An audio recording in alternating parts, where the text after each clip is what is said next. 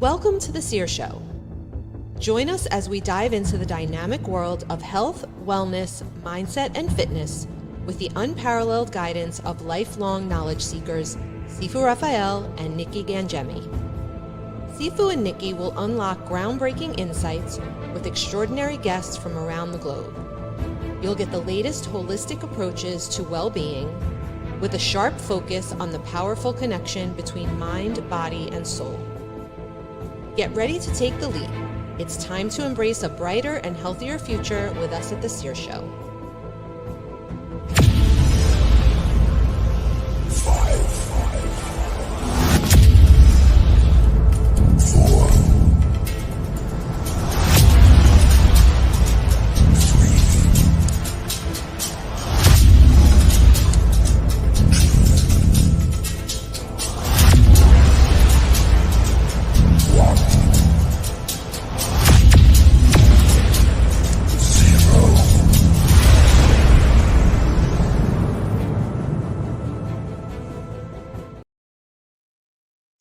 Good morning, Nikki. How are you?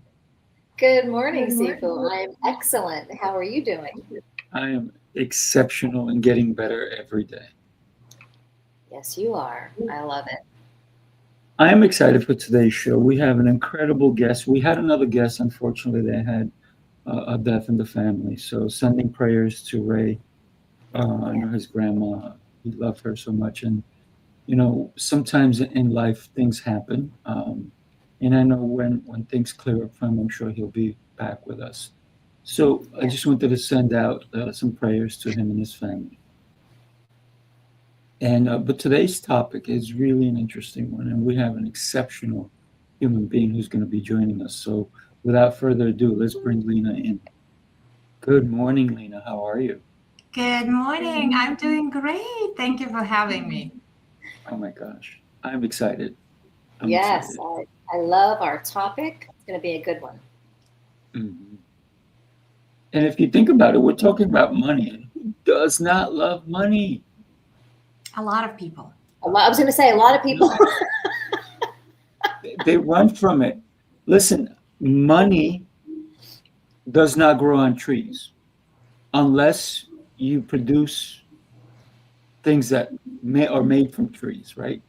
Like I have a wood shop, so I create things made from trees.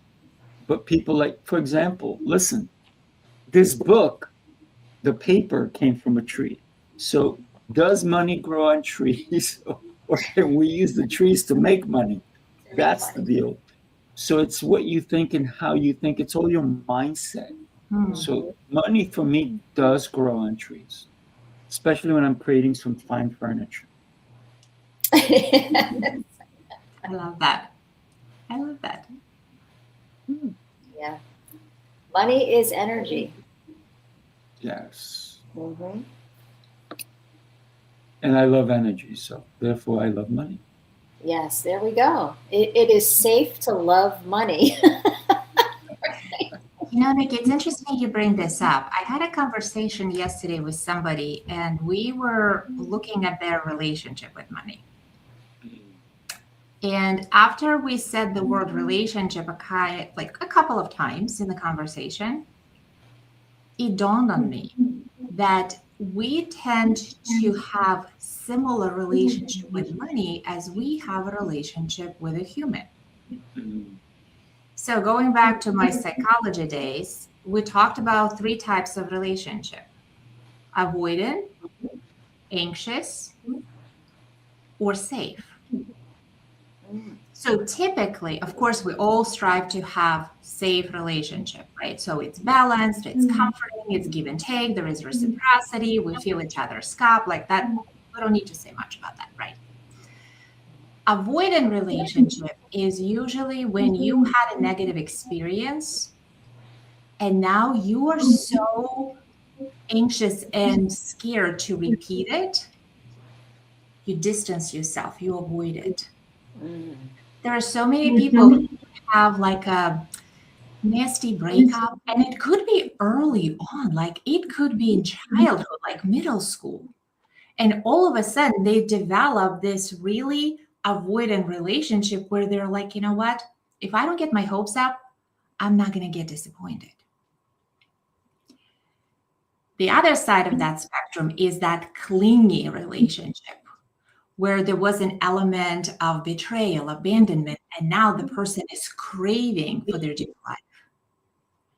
So if we think about our relationship with money, we probably can track it back to our early experiences to help us excavate and kind of get additional clarity around, okay, where am I on this spectrum between avoiding to protect myself? And that's the people who are like, oh, I don't need much. Oh, but I paid my bills. I'm all good. All the way to the anxiety of somebody constantly running to the bank, constantly checking their balances, constantly like balancing their books, like this urgent, anxious energy. Just a thought. It's fascinating. And what about the safe? You brought up safety as well. So it's the avoidant, the anxious, and then the safe. What does that look like? So safety is what we strive for, right? It's a happy medium where we feel secure, where we feel confident. And I love to call it calm confidence, where you don't have to bang on your chest. I think, you know, we're in healthy relationships. I met Sifu's significant other. That is a safe relationship. They're present. They are supporting each other, yet each has their own energy space. Each has fulfilling life. Neither one is the better half. Each of them is whole. And so instead of completing each other, they're complementing each other. How does it translate into money? You understand and respect money. You treat it as you treat a friend. Money feels safe. So it comes and actually chooses to stay and perhaps bring its friends. So you have this really healthy exchange where, like, look, money, I understand you need to go and pay for my cable bill, but I'm excited for you to come back. And, you know, then we can hang out and build a fireplace and make marshmallows. I love that. I love the concept of community, right? Because the bigger our community, the more conversations we can have in different kinds of conversations. So I like the community of money because you talked about, and I'm going to send you out. I'm going to have you come back. And on Shark Tank, we all know Mr. Wonderful. He loves talking about, he sends all his little army guys to go out there and capture others and come back, right? Not necessarily as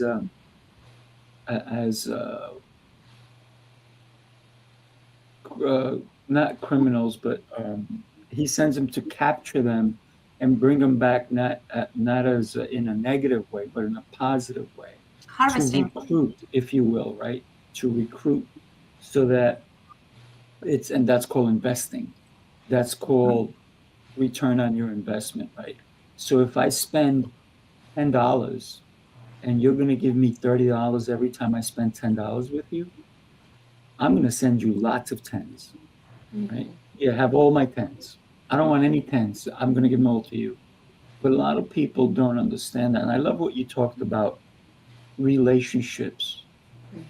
Because if you got burnt in the 8th grade by somebody that you really had your heart set on, and then now you think everybody's exactly like that, you're going to get burnt every time. So therefore, you will always suffer in relationships. And the same things come with money, right? I love this conversation because at one point I'm going to share with you what I taught my children about money, but we'll do that a little later. Oh, I'm excited to hear that. It's a beautiful story. I think I have an idea. It's a really great story. But Sifu, I'll share an experience I had recently. I visited an elderly relative. And my gosh, some of those money beliefs, they go deep. They go deep. So we actually started talking about the want versus the need the entitlement versus worthiness. Of course, the economy, what you should do with money. And so the person goes, come, I'll show you something. So they lead me to the second floor and we go into their walk-in closet. And then they remove a secret door. I'm like, oh my God, where's the camera when you need one? We go into like a secret hideaway. It's almost like a panic room. And there is a safe. And I'm like, oh, wow. Like, what are we going to see? So, of course, I'm a girl, right? I'm like thinking tiaras, necklaces, like bling. So they open that safe and there is cash, like stacks of cash in there. The first thing that I noticed is when they opened that safe, there was like this woof of like a very stuffy, weird air that came out. And the thought that came to my mind is, my gosh, this poor money feels so caged. It is sitting in this locked up, stinky metal box, suffocating. Of course, it's not growing. It has no sunlight, no oxygen, no nurturing. It just sits and wilters like a flower that you don't attend to. The owner of the safe had a different perspective, but I just had to share. You know what happened? Those dollar bills or whatever they were, hundreds or 20s or 10s, they were prisoners. Yes. They were prisoners and they did not see, and they didn't even get to go to the yard. These prisoners get to go to the yard. It was a hostage situation, I have to say. Yeah, he was holding. You reminded me of someone, and this conversation was had yesterday, but it's been had many times. Old-fashioned, older people who don't understand money and they think they have to hoard it, if you will. Yeah. When my fiance's mom passed away, she went there to help her stepdad clean out and everything. They went through all the drawers and cleaning out to donate the clothing and all that. And she found thousands and thousands and thousands of dollars in different drawers, different spots, envelopes here, there. And she was like, oh my gosh, what am I going to do? So, of course, she's not going to put it in her pocket. So she gave it to her stepdad. She goes, this is all the money I found in mom's stuff. So he's like, oh my gosh. And then, so he had a thought, oh, she didn't trust me, so she hid it. No, because it wasn't about trust. It was about, she forgot it, she put it somewhere, she put it in an envelope, maybe somebody gave her money, she put it in an envelope, put it in a drawer, put it underneath other clothing, forgot it was there. And that happens with anybody who has older parents or so forth. So last week I went to a funeral, and the young lady that we were there for, her dad passed away. And she's talking about, they found money and this and that. And now she went to clean out his drawers. Same thing, found tons of money. She goes, oh my God, so much money we found. She goes, wait a minute. We didn't even go through my mom's stuff. She passed a year earlier. So now she's like, oh, I wonder how much money I'm going to find there. So when we think about it, can we take what we make now with us when we pass? Obviously not. Because they didn't. They left it behind. So instead of just leaving it behind in a drawer, for anybody who's listening and you have stuff in your drawers, put it in a trust. Put it somewhere where it's going to build some money for your children, grandchildren. Heck, send it to me. I'll handle it for you. Send it to Nikki. Send it to Lena. We'll help you guys out. I would love to help people, because here is one thing, and this is something that I don't know that we talked much about. Yes, Leon, so many little envelopes.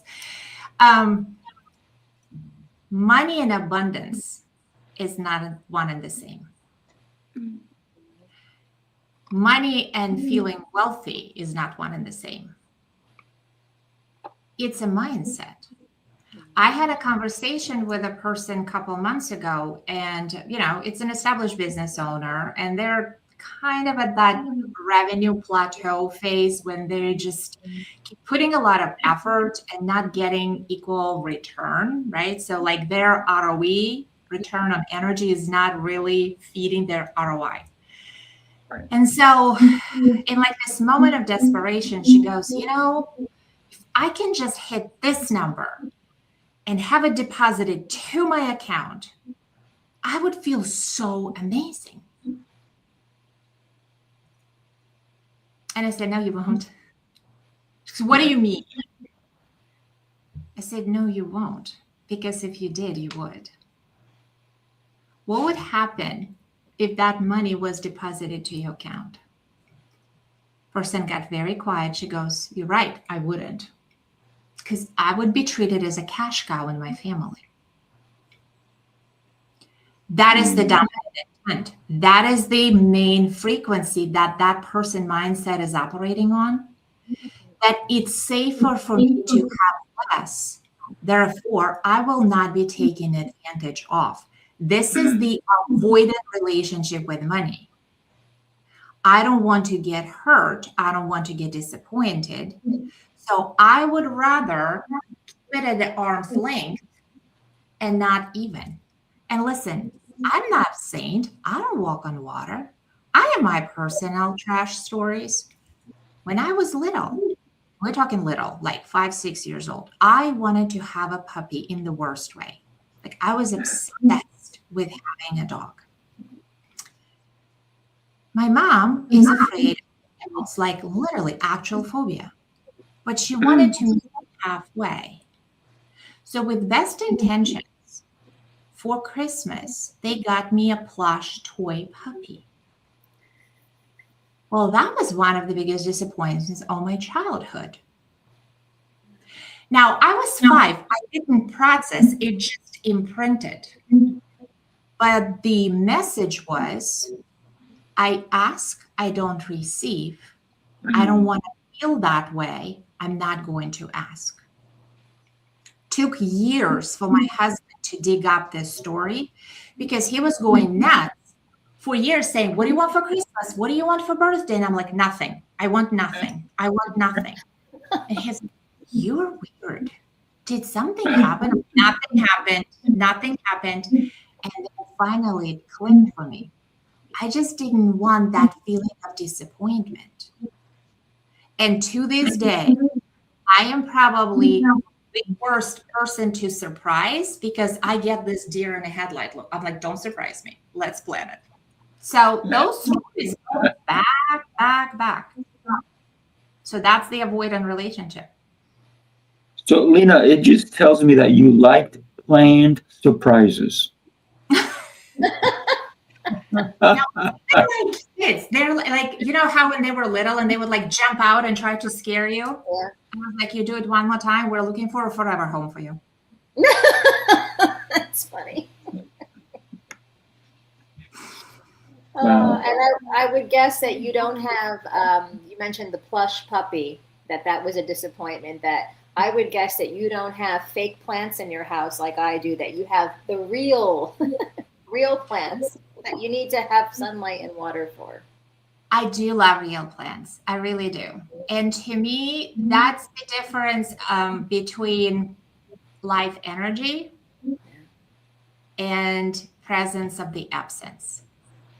I'm one of those people, if you send me a text message, I will reply with a voice note. Like if you're my friend, I'm not going to send you happy birthday. I'm going to leave a singing happy birthday message because our voice carries a frequency. And we can tune in and get an idea what the person actually means versus what they're typing. I tell my clients all the time, leave me a voice note.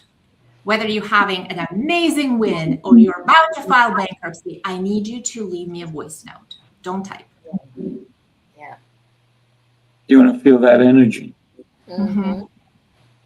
Well, and you know what? Energy is everywhere. But I think that it has become such a cliche that people almost like glaze over it. And that's why I use a lot of analogies, because if we think of money as something that is near and dear to us, puppies, always puppies. How do you treat your puppy? You take care of it, right? Like you don't want it running around and pissing on your neighbor's yard and getting in trouble and chewing on the wires, right? You're taking care of it. Now, if you have a large breed, like we have Dobermans, you probably want to have a trainer to help tame them so that they are not a liability. They're actually a member of the family. Think of your money this way. You don't have to know everything there is to know. There are money trainers, advisors, wealth coaches, tax strategists. If you don't know how to do something, look for your who. If you don't know how to train your Doberman, you're going to find the who, the trainer. Same concept with money. Yeah. That's a great point. The fact of training, right? You know, I'm a personal trainer. I train people in all different aspects. And it's very interesting when I see people who come to train with me and they're YouTube trained. I'm like, wow, you are so amazing. And you're doing that wrong. And you're going to hurt yourself. It's true. And the same thing comes with money. If you don't understand it, you're going to get burned. Mm-hmm. Right. And so a lot of people, and you can talk to us about this, Lena. Why is it important for someone to hire someone like yourself, or anybody who deals with money on a regular basis, who understands money, and they actually have to pay someone to help them with money? So wait a minute. They have to pay to make. Interesting concept. Reciprocity. So if you think about it, why do we hire a trainer? To get better, right? What is the responsibility of the coach? It's to improve your game. So I think a lot of people feel that asking for help is a sign of weakness. Like that is such a testament to your strength, because I actually say when you are interviewing a coach to potentially hire them and they don't have a coach, be careful, because that person is becoming stale. They're not developing. They're probably not going to be as effective helping you. The reason having somebody in your corner to help you untangle money stories is so critical is because a lot of those stories don't come with a name tag. Hi, I'm here to sabotage you. As a matter of fact, most of the money blocks are highly strategic, very intelligent, and exceptionally normalized. Mm-hmm. So a lot of times, they're the quiet resistance creators that you don't even think are the problem. And it usually takes somebody, a bystander, to ask you questions for you to say, wait a minute, actually, that doesn't really serve me now, does it? I'll use myself as an example. I use the same scenario teaching my workshops over and over, talking about how if we repeat a thought enough times, we literally give it density and create a belief. And it doesn't matter if it's a positive thought or a negative thought, it will convert into belief. The difference will be it's either the stepping stone or a block, a limiting belief. And I said, for example, I went for years saying, I hate sale. I suck at sale. And I said it enough times that I believed it. And then I paused. People thought my Zoom froze. But I was like, wait a minute.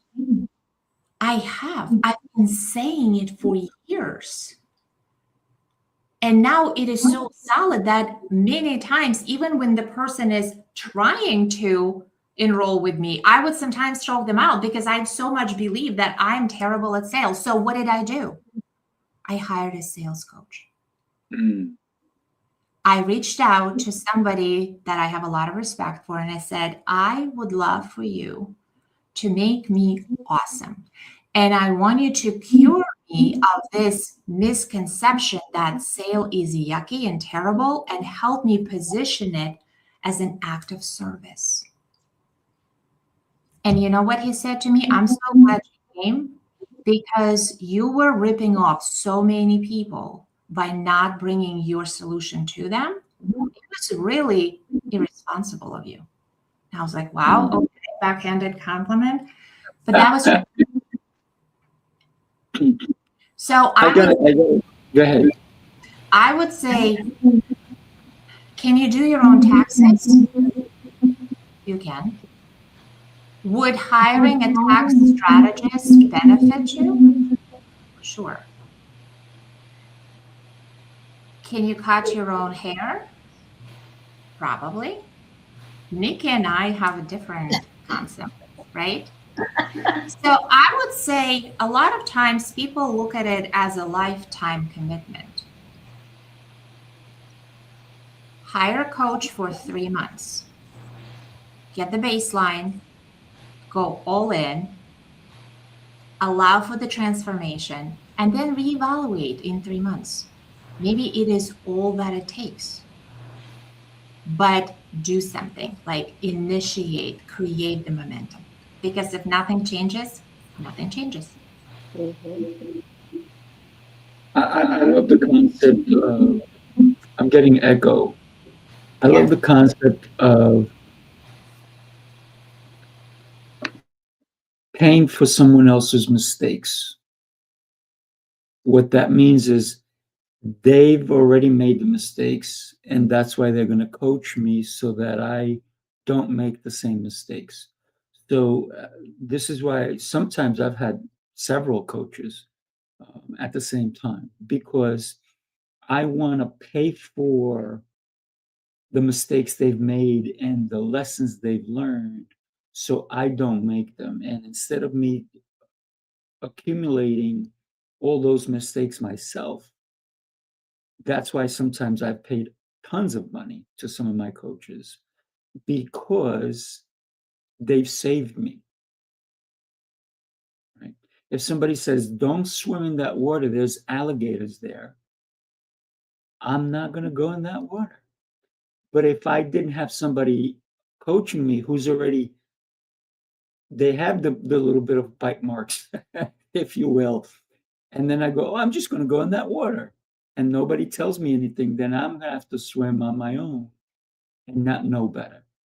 So it's always better to have somebody's advice, but also we have to be careful of the advice that someone gives us. So we have to be, I think, diligent in understanding what waters we're going to be swimming in if we are going to go swimming, right? I think that's an important aspect as well.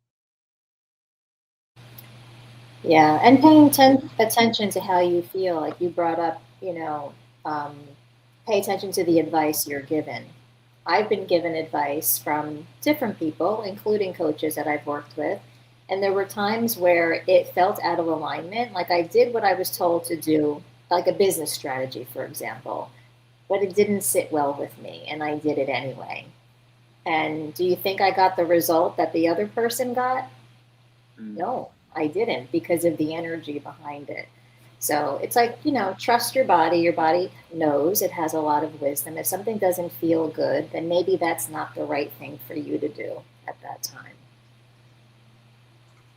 I love that so much, Nikki, because I believe that It's not even I believe, I know. We're all born with that internal GPS. And that feeling of knowing, of either, oh yeah, that sounds good. Maybe it's uncomfortable because it's new, but it's something worth trying, versus something that truly makes you cringe.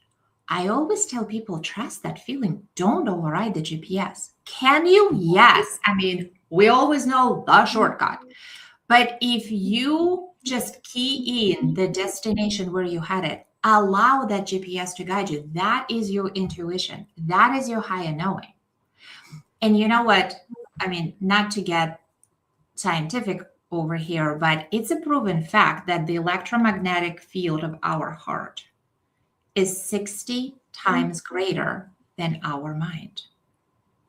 In fact, studies have shown that our heart and our brain is made up of pretty much the same type of cells. We're not raised like that.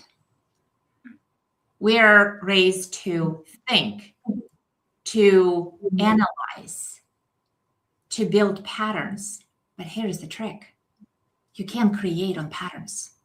Patterns come from what you have already done. So many people recreate their reality day after day, because all they're doing is they are going back on patterns. In order to create something new, you need that leap of faith. You need that trust into, well, let me see. And that's the thing. I feel like as a society, especially, Western society, we're so afraid to fail. We're so afraid to fail. And I'm like, what is the definition of a failure? Like, You're looking at them right here. But honestly, right? We started this conversation before you went live talking about pivots. Mm-hmm. You cannot fail unless you choose to quit and stop. And even that isn't a failure, that is a termination of a mission. But as long as you're staying in the game, as long as you're pivoting, it's work in progress. That's why I use a pencil that has an eraser at the end. But sometimes I'm so confident I will use a pen. There you go. I love that. So, yeah, we were talking about pivoting, and I want to just jump on it really quick, because when we set our mind to do something and we have conviction behind it, we have determination, we're committed, we go in. But when something stops everything and we think we have to pivot, we chase what's the fastest thing to get back to where we were. And somebody who was in the fitness industry lost their position. And what they did is, because they were hyping up what fitness really is, eating right, working out constantly, and they pivoted to selling fast food, to not caring about the people they're actually serving. Maybe they do care, but their main target now is, I need to reclaim my money aspects, because I still have to live. Yes, I lost my other business, but now I have to go ahead and consider, I have a mortgage, I have kids, whatever it is that they have to consider. And they say, what's the fastest way for me to maintain what I lost? And therefore, I'm just going to do whatever in order to reclaim that. So sometimes we pivot without long-term ideas or effects, because we go back, like you talked about, the pattern of what I used to do. And in the past, that's what they used to do. So they fell back onto what they used to do, instead of, how can I pivot to become better? I don't know that that's huge. It, to me, it sounds like a panic. Yeah. And listen, There is no judgment whatsoever here. As a matter of fact, I am wearing my panic. So this was my first business that I had to fold. It was custom jewelry. It was all, whole party based, and it didn't take off. It's beautiful. I still have these pieces. I wear them, but it didn't take off. And it's very nice looking, by the way. Thank you. It's actually beautiful. Now, there was a moment where I felt like I'm just going to sell it off. Like, I don't want to see it. I want to erase it. It's a failure. Mm-hmm. And then I realized that she is the one who created me. And what she has gone through, not all of it was terrible. So there were some beautiful parties. There were some incredible friends reunions over these pieces, like girlfriends coming together, having fantastic time. So not all of it was bad. But what she taught me was how to pivot, meaning decide what you love, recognize that what's not working is just a point of clarity. That's the universal law of contrast. We gain clarity when we realize that this is something we don't want. And then we can decide where we pivot to what we do want. Unfortunately, right now, and I talk a lot about it lately, we have an epidemic lately of I don't want tos. We have thousands, tens of thousands of people walking around speaking into existence what they don't want. I don't want this. I don't like that. I don't appreciate this. And by law, when you put so much energy towards something, it has no choice but to grow. Because energy expands. So if our focus is on what we don't want, we're going to grow it. So to me, the pivot is, okay, you feel the contrast. It's kind of like if you are outside and you feel chilly. That's the point of clarity. Now you get to decide. Are you going to start complaining about how the weather is terrible? It's another terrible spring and I don't have anything to wear. Or you say, okay, I'm chilly. What do I want? I want to feel warm and comfortable. So what do? I run, I jog. Maybe I go inside and get a jacket. Maybe I grab a cup of coffee. But you then take action towards what you want. So for somebody who is in health and wellness industry, and let's say their current model served its purpose, it didn't fail. It served its purpose. What I would love for them to consider is what did they love about it? And then pivot, not panic, pivot to how they can bring more of that back into their life and lives of others who are absolutely looking for their expertise in health and wellness. That is a great point. Pivot and not panic. I remember one of the first pivots I made was from acting to teaching. Acting was something that I wanted to do since I was a kid. I moved out to LA at 23 to give myself a shot. And then when I gave up on it 1 year later and came back home, like you said with your jewelry, except you're embracing it, your jewelry business did not go the way you wanted it to, but you're still wearing it. I did the opposite. I said, I want nothing to do with acting. It's done. People said, oh, why don't you teach it? You could be an acting teacher. Nope, don't want to teach it. I ended up becoming an elementary school teacher and disliked it. But I'm wondering now, as like we're having this conversation, what if I were to wear the jewelry? What if I were to embrace it and did, teach that? So it's interesting because like it makes me think of a hose. The water's running through the hose. When you squeeze it, you stop the flow, you stop the water. And when you push something away, like I'm not going to do anything in fitness or I'm not going to do anything in acting, what else are we pushing away? It's that energy. We're going back to energy. So I just find it interesting. if you think about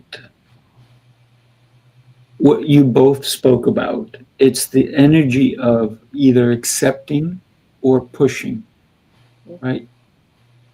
And Lena, when you decided, you know what, I learned a lot. I had fun with it.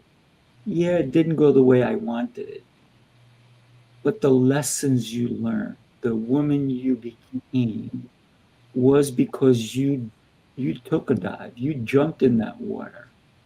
And Nikki, when you think about what you learned in Hollywood, if you will, uh, you're a great actor. You're the best Nikki Gangemi I've ever met, right?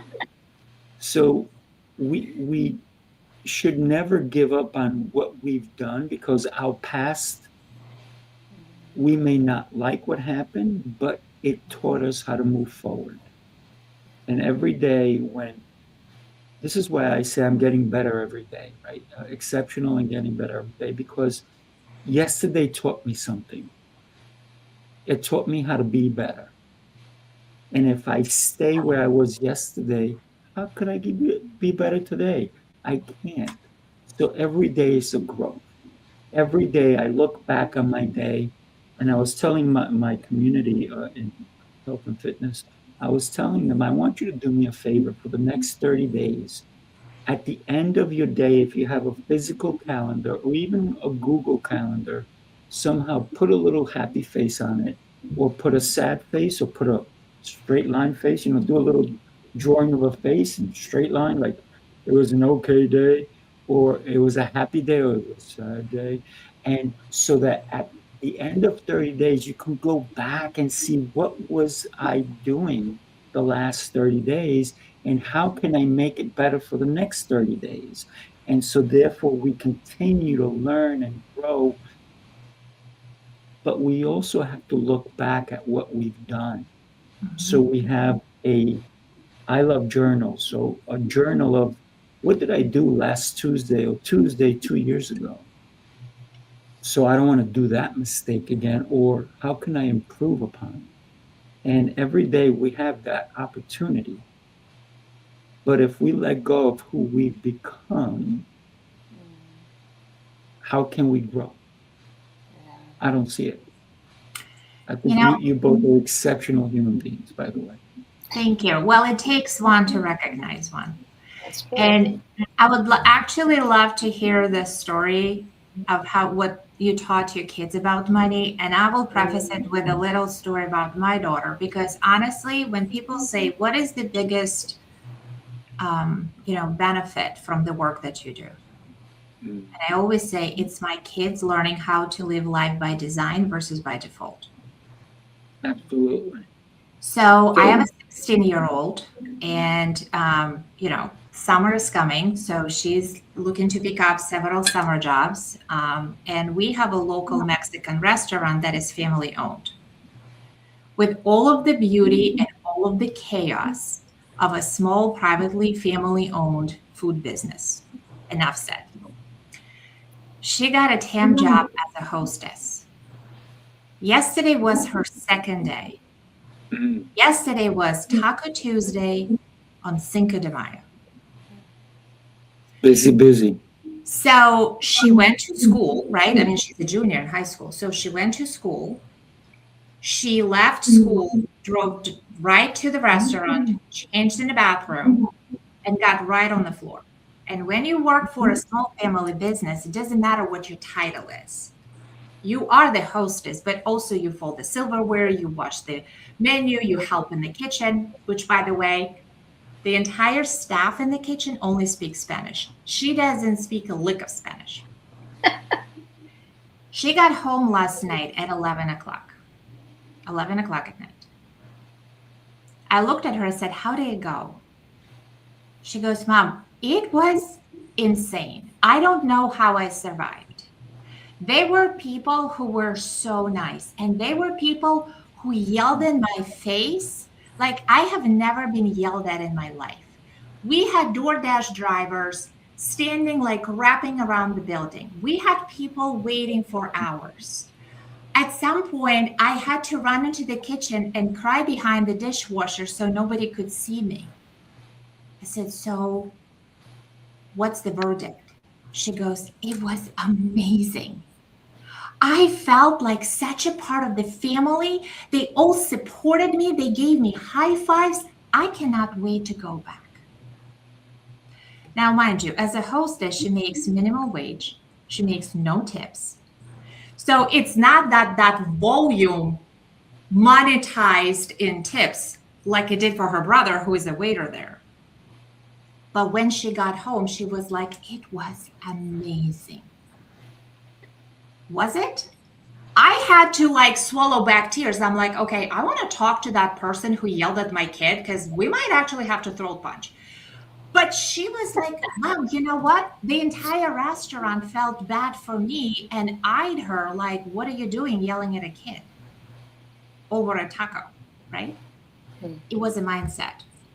And when I was telling my husband this, I'm like, what do you think? Should she be going back? He's like, yes. This is the person who I would consider to be my co-pilot because she is going to land the plane. Does she need the money? No. Does she want to be part of that experience of that team? Yes. And maybe one day, I don't know, she'll own a restaurant or maybe she'll never work in a restaurant business. But it was such an interesting experience for me as a mother because I was standing there mortified, taking it all in. And I was like, what's the verdict? It was amazing. Okay. That's pretty cool. That's pretty cool. Yeah, it's a great story. So this is what I did for my kids when 3 and 6 years old. I took them to the bank. And the bank used to give out little piggy banks. And I got 4 piggy banks for each of them. At the same time, I opened up 4 accounts for each of them. So you can only imagine that the person helping us was patient because I told them what I was going to do. I said, I need to open up 8 accounts today. And each one is for these different, each one is for each of these kids. Okay. We go home and I tell the kids, these are yours. Let's have some fun.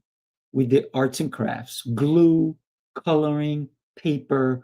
They covered each piggy bank and made it their own.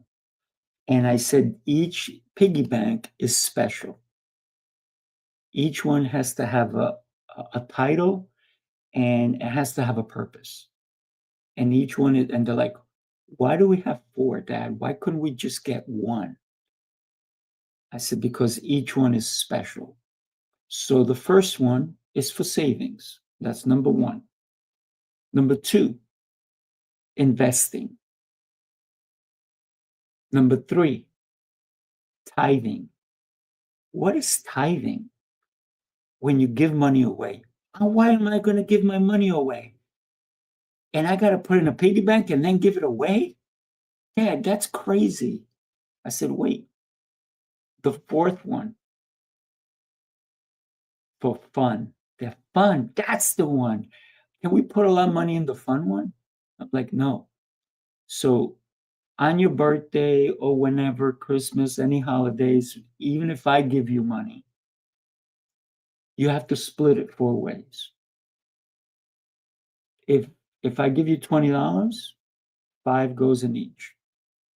If I give you $10, you got to figure it out. So now they were doing math in their heads. Because also when I drove with them, I gave them the times table. They had another times table. So they would have to understand everything about math. And then one of my sons now, he's going to be 22, could retire at this point. He calls me up and goes, Dad, I got another sports car. I'm like, what are you doing? You have so many sports cars. I said, what are you doing? He goes, Dad, don't worry. That's with my fun money. I said, okay. I said, just do me a favor, don't have an accident. Right?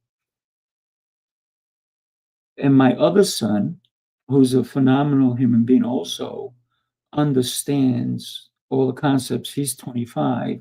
He's also one of my coaches in one of my programs, but he's also a chef and a professional bodybuilder. And so they both understood the concept of the 4 piggy banks. They still use that concept today. So they do donate. They do. Obviously, my other one is he works 5 to 45 minutes a day. That's all he does. He does day trading. Guess what? He understands money.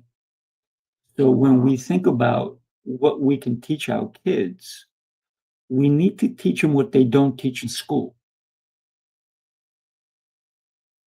Did anybody here ever learn anything about money in school? Probably not. Unless you went for an accounting class and all they told you is how to help somebody else's money, not your own. So think about that. And with that, I know we are at the top of the hour. We got a boogie because I have another show, believe it or not. So, Lena, before we go, I would love for somebody to, we're going to put your information across the screen, and then you have about 45 seconds. Tell us why somebody should connect with you. I will share this thought that actually a friend of mine told me, and I now throw it around like confetti. You cannot build a 7-figure business on a $7 mindset. So if you are awesome and you are looking to become awesomer, I would love to be in your corner, and I would love to build that additional space for more opportunities, higher caliber business, just more abundance to come in without more effort. Because if effort equaled output, our public school teachers and construction workers would have been driving Maseratis. That's it for me. I love it. I love it. Nikki, you're up. That's great. Thank you, Sifu. And I'm Nikki Gangemi, personal trainer for your mind, working with those high achievers who struggle with overthinking and put a lot of pressure on themselves. I have helped you to stop those patterns that are running the show so that you can lead with calm, confidence, and clarity. And I'll turn it over to you, Sifu. Well, I'm Sifu Rafael. What can I say? If you ever want to get on a show, I do happen to only have about 10, just about 10. I also put you on stages. We do live events and so forth. I'd love for you to have a conversation. And when it comes to business, I love business because I have so many of them, right? And for me, it's my goal in life is how can I help? And when God put it on my mind, day in and day out, he said, you have to help as many people as you can in whatever capacity they need. So that's where I am. And that's who I am. Thank you, everybody. God bless. I got to run to my next show because, yes, I do have that many. Abundance. God bless you, everybody.